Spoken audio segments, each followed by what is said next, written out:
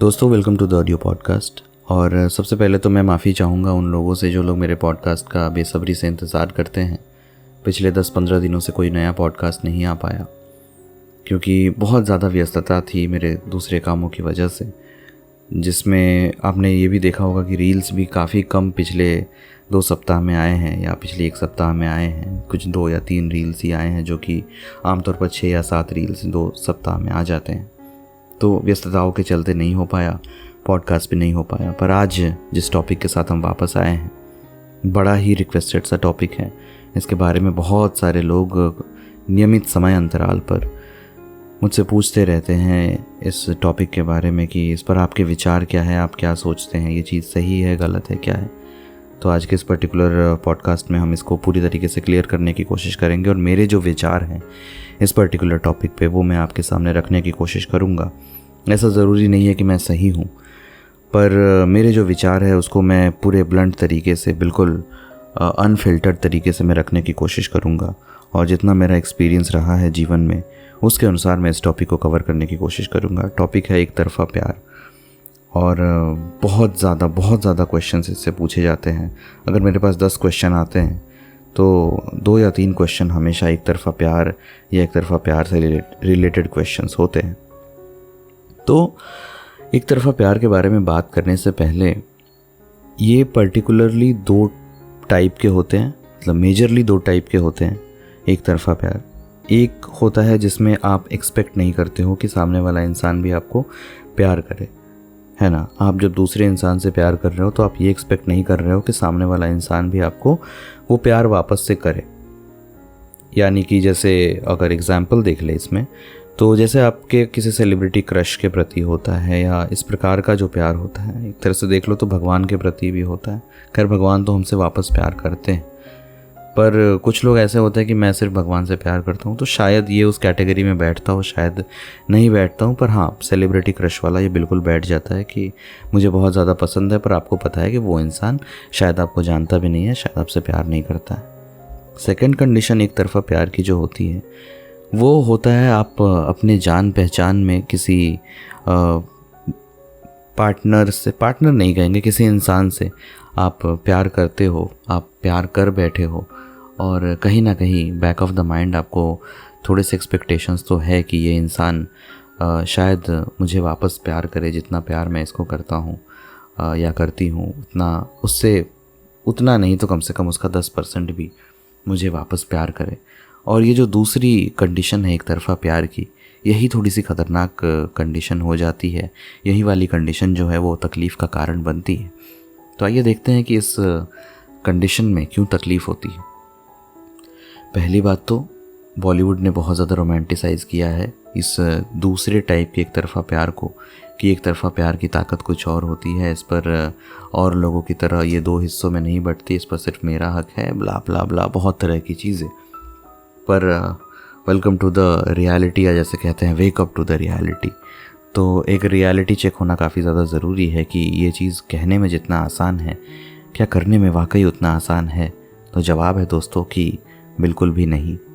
आप जब किसी से प्यार करते हो तो आप भले 4 लोगों को सुनाने के लिए, 4 लोगों के बीच में कूल बनने के लिए ये कह देते हो कि मैं तो उससे प्यार करता हूँ या करती हूँ, वो मुझे प्यार करे ना करे ये उसकी प्रॉब्लम है, ब्ला ब्ला ब्ला ब्ला ब्ला।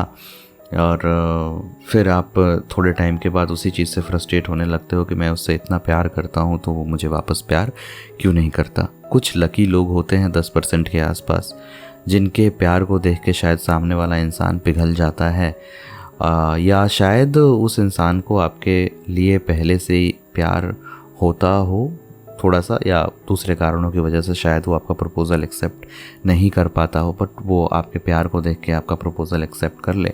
ये एक आइडियल सिचुएशन है, और ऐसा मुझे नहीं लगता कि ज़्यादा होता है, 10% के आसपास होता है, या उससे भी शायद कम ही होता होगा। ज़्यादातर आज के समय में जो होता है वो ये होता है कि आप जब किसी और से प्यार करते हो तो वहाँ से प्यार आपको वापस नहीं मिल पाता है, और ये धीरे धीरे आपके फ्रस्ट्रेशन का कारण बनने लगता है। आप ये सोचने लगते हो कि मैं उस इंसान से प्यार कर रहा हूँ, वो मुझे प्यार क्यों नहीं कर रहा, मैं उसके लिए इतने एफ़र्ट्स कर रहा हूँ, वो मेरे लिए इतने एफ़र्ट्स क्यों नहीं कर रहा। तो ऐसे में एक बड़ी अच्छी कहावत जो मुझे कहावत तो नहीं कहेंगे, एक लाइन है जो मुझे पिछले दिनों सुनने को मिली है कि you can not make someone love you by loving them harder. यानी आप किसी को ज़्यादा प्यार करके उसका प्यार नहीं जीत सकते हो। This is the truth. तो आप जो ये कहते हो कि मैं तो उससे बहुत प्यार करता हूँ, क्या उसको मेरा प्यार नहीं दिखता? नहीं दिखता। लेट्स बी वेरी प्रैक्टिकल, नहीं दिखता, क्योंकि वो इंसान आपके लिए वो चीज़ फील करता ही नहीं है। अब उस इंसान के लिए अगर आप जान भी दे दो तो ख़राब लगेगा उसको। ख़राब शायद इसलिए लगेगा कि हाँ आप एक अच्छे इंसान थे, आप चले गए, या शायद थोड़ा सा गिल्ट होगा कि इसने मेरी वजह से जान दे दी है। पर एंड ऑफ द डे उसकी इसमें कोई गलती नहीं। कोई इंसान अगर आपके लिए कुछ फील नहीं करता है तो you can not do much about it.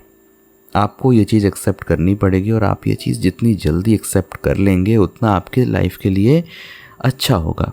क्योंकि ज़िंदगी में मोहब्बत के अलावा भी बहुत सारे गम हैं जिनके बारे में सोचना, जिनके बारे में बातें करना बहुत ज़्यादा ज़रूरी है, जिनके बारे में कोशिश करना ज़रूरी है। जैसे आपका करियर, आपकी फैमिली, आपकी ज़िम्मेदारियाँ, बहुत सारी चीज़ें होती हैं, सिर्फ मोहब्बत ही नहीं होती।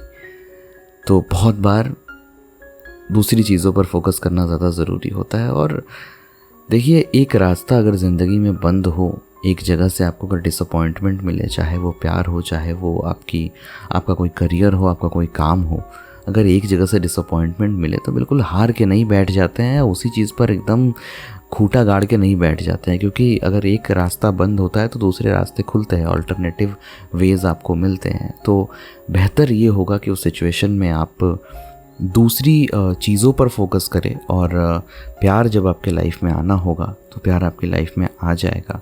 और आपको जितना एफ़र्ट आप पहले कर रहे थे और कोई रिटर्न नहीं मिल रहा था, दूसरे साइड से आपको उस प्यार का 10% 5% भी नहीं मिल रहा था, शायद कोई ऐसा इंसान आपकी ज़िंदगी में आए जो आपके प्यार को डबल ट्रिपल करके आपको लौटा दे। तो सोचिए उस सिचुएशन में आपकी ज़िंदगी कितनी अच्छी होगी, आपको कितना फ़क्र होगा, और उस सिचुएशन में आपको कितना अच्छा लगेगा कि अच्छा हुआ कि पहले वाला जो सिचुएशन था जहाँ मुझे अपने प्यार के बदले में सिर्फ एक फ्रस्ट्रेशन मिलता था, उसकी जगह पे कम से कम ये प्यार मिल रहा है। हम लोग अक्सर ये गलती कर देते हैं कि हम लोग हमेशा ये डिसाइड कर लेते हैं कि आज तक मेरी ज़िंदगी में अगर कुछ नहीं हुआ है तो अब तो क्या ही होगा। जिस ज़िंदगी की कोई गारंटी नहीं है, उस ज़िंदगी के इंसिडेंट्स के बारे में हम इतनी गारंटी लेके बातें कर देते हैं जैसे हमने अपनी ज़िंदगी की जो किताब है वो हमने लिखी है, उसका क्लाइमेक्स भी हम लिख कर बैठे हैं और हमको पता है कि अंत में क्या होने वाला। लाइफ में ये जो एक अनसर्टेनिटी है ना, यही इसकी खूबसूरती है। या तो खूबसूरती भी कह सकते हैं, या इसको आप जिस वे में चाहे उस वे में देख सकते हैं। आपके साथ कल क्या होने वाला है, चाहे वो अच्छे के सेंस में हो, चाहे वो बुरे के सेंस में हो, आपको आज पता नहीं है। और यही तो एक्साइटमेंट है लाइफ का। तो हर चीज़ बिल्कुल एकदम पीछे उसके नहीं पड़ जाना है कि भाई ये चीज़ नहीं होगी तो फिर दुनिया मेरी इधर की उधर हो जाएगी, ऐसा कुछ नहीं होता। मोहब्बत के चलते लोगों की दुनिया तो इधर से उधर नहीं होती है। एक कामयाब मोहब्बत में आप खुश होते हो, और एक नाकामयाब मोहब्बत में आप स्ट्रांग बनते हो, आप मजबूत बनते हो, आपको एक्सपीरियंसेस आते हैं। तो हारते नहीं हो आप।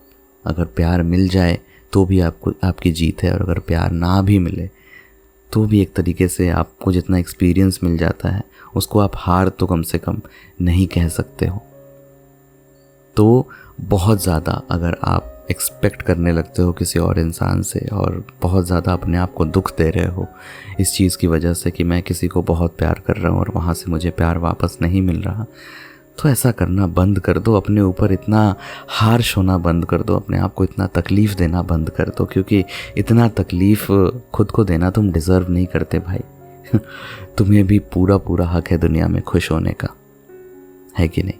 On that note, that will be all for the podcast today. आपको कैसा लगा ज़रूर बताना एक बार। अग्री करते हो तो भी बताना, अग्री नहीं करते हो तो भी बताना। और ये सही वीडियो अगर आपको लगे तो सही इंसान तक पहुंचा देना, अगर आपकी ज़िंदगी में कोई ऐसा इंसान हो। और थोड़ा सा सपोर्ट आप अगर मुझे कर सकते हैं तो सब्सक्राइब, लाइक, कमेंट, शेयर वगैरह के माध्यम से कर सकते हैं। अगर यूट्यूब पर देख रहे हैं तो वहाँ पे आप सब्सक्राइब, शेयर, लाइक वगैरह कर सकते हैं। स्पॉटिफाई पे देख रहे हैं, सुन रहे हैं तो आप पेज को फॉलो कर सकते हैं, दोस्तों के साथ शेयर कर सकते हैं। बाकी तो आप समझदार है ही। मैं आपसे अगले ऐसे ही किसी और पॉडकास्ट में मिलूँगा। तब तक अपना ख्याल रखिएगा, अपने आसपास लोगों का ख्याल रखिएगा, अपने आसपास साफ़ सफाई रखिएगा, क्योंकि एक स्वच्छ वातावरण में ही स्वच्छ आत्मा का निवास होता है। वाह, क्या लाइन कही है मैंने फाइनली। ध्यान रखिएगा अपना। Take care, bye bye.